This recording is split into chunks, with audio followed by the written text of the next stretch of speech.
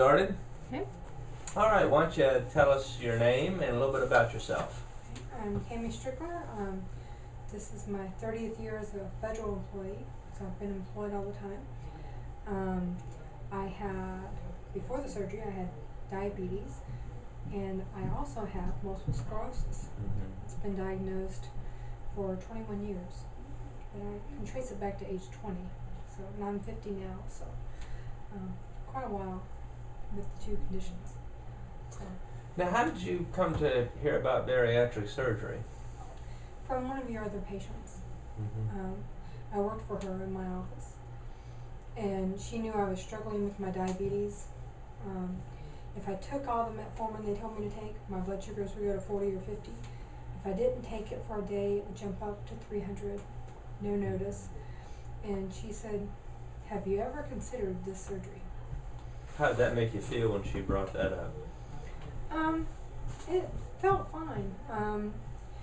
She's a good enough friend that, but it was based on her history of having issues, that she said she had seen a lot of changes in her and her sister who had had the same surgery.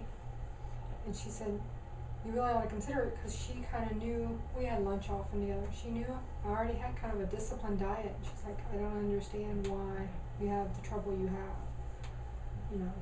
And So how did you come to decide to go ahead and do that? truthfully, the symptoms I was having could have been my MS, or it could have been diabetes, and there was no way to tell which it was. I've been on an MS drug for which I was one of the FDA guinea pigs for 13 years, and I would really like to know that the symptoms were not related to the MS, because I always championed that drug. Well, now I can prove it, because the diabetes is gone, and I don't have the symptoms. So it's pretty obvious that it was the diabetes that was messing with me more than the MS was. So, I mean, I'm a patient who's had diabetes for about 10 to 15 years, and I've had MS for 30 years. And I ride a bicycle 40 to 50 miles a day, and in the evenings after work I ride it 10 to 12 miles each evening, and I don't even get out of breath. So it's one of those things of, I knew, you know, I've always been very active. Even when I was heavy, I was still doing 8 to 13 mile hikes through the Shenandoah Mountains, but not having any results. No matter how active I was, I would not lose weight and keep it off. How did your, what did your main medical doctor have to say about you getting bariatric surgery? She said, based on my history with some other surgeries, I've had a left knee meniscus removed, I've had my right rotator cuff repaired, and she said, "You tolerate surgery well, I think you'll do fine." My neurologist was happy. I checked with everyone, actually, before I even came to visit you, and they said some feminine problems I was having resolved after the surgery, which has me not having to have a hysterectomy. So it's just like all the problems I was having kind of got all resolved in one fell swoop. So that was good. And what do you think is the biggest benefit to you having had bariatric surgery? I talk about the monsters. The two monsters I had were diabetes and MS, and they were competing monsters. And I feel like we've killed one of the monsters, so I know which monster I have to deal with. It's peace of mind, knowing when your feet go numb, is it MS or is it diabetes? Knowing which answer it is means a lot, because which doctor do you go to when you start having an attack or symptoms? You know, one doctor is 70 miles away from the other. Which one did I need to go to? And so it really took a lot of my challenges away. And the fact that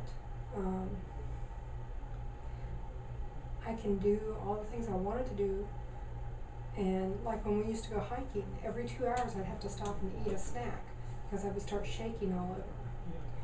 Well, we did a 5-hour bike ride in 97-degree temperatures, which is usually an MS red flag. And I did the whole thing. I did about 60 ounces of water during that, but we had one little lunch in the middle and came home and I was fine. I didn't have to have a constant carb snack or something to keep my blood sugar regulated, which helps me do those activities. So, for those people who are considering bariatric surgery, what would you tell them? What advice would you give them? Do all your research, know what you're dealing with, follow the rules. I'm sorry, but every time I broke the rules or ate something I wasn't quite supposed to eat, it came back up. Well, I followed the rules really well. Only 5 things came up in 6 months' time. And it was always because I was just craving like the crunch of lettuce, or I was craving something that wasn't on my list of allowed yet. And I'm sorry, but you guys have done your research and you know what I should have when. Just follow the book, and it does seem to pay off. I haven't been nauseous, I haven't been weak, I haven't been any problem related to the surgery. I was walking within a few hours after the surgery, mainly because I woke up and I was bored. I went walking in the hospital. So, it's a major change. It's a major lifestyle change. Food is cheaper now. Because my husband and I go out to eat together and I just get an extra plate and have a small serving of what they serve him, because they always have too large of a portion anyway in a restaurant. So I just take a smaller portion out of his and we just eat off the same dish. And so he says I'm a cheap date now. So it's kind of handy. And has he been happy with your weight loss surgery? He has, except for the first time ever in our 13 years together, I'm lighter than he is. He's always been the slender one. So it's now a challenge to him to stay closer to my weight than for me to stay closer to his. Do you think it's had an effect in helping him stay healthier too? Well, it's helping my kids stay healthier. Because one of our rules, my kids are older teenagers, and I just don't buy things that I can't have. They're just not in my house. You know, if it's sugary, if you wish to have it, you can buy it with your own money, and you keep it in your room. Do not put it where I can see it, get to it. And therefore it won't tempt me, you know. And we just don't do these things, you know. It's been handier when we're planning our bicycle trips or our hiking trips that he pretty much knows now. He doesn't really have to add up what he needs to carry for me, because I need a protein bar and maybe some fruit and a yogurt and I'm good. And that'll last me the day. And he is having to pack more of his lunches and think less about me, and that's very nice, you know. So it's become easier. I mean, my biggest problem is my husband's a chef, and truthfully, the thing that I have missed most is I haven't had one drop of wine since 2 weeks before the surgery, and I won't until my 1 year after the surgery. And that's a temptation, but he generally doesn't serve it because there's no one else to have a glass of wine with him right now. So unless we have other couples over, it just doesn't even come up.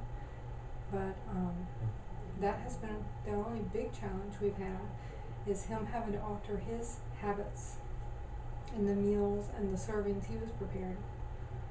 So we have leftovers in our refrigerator a long time now, because he was used to preparing much bigger meals, and now the teenagers are never home, and I'm only eating like 3 or 4 ounces at a time, so he doesn't know how to cook that small of a meal anymore. So that's been a little piece of it. But I can tell you our grocery bill has actually gone down quite a bit, because he's not going to prepare a bunch of side dishes. And we have gotten the children hooked on, we don't do creamed potatoes in our house anymore. We do creamed cauliflower. And they actually like it better than the potatoes. So it turned out well. Well, you've done very well. Congratulations on your success. I'm glad it's had such a positive impact on your whole family as well. It has. Thanks. All right. Well, great. Thanks so much. Thanks. Congratulations. I'm proud of you. Thanks. Yeah, you did great.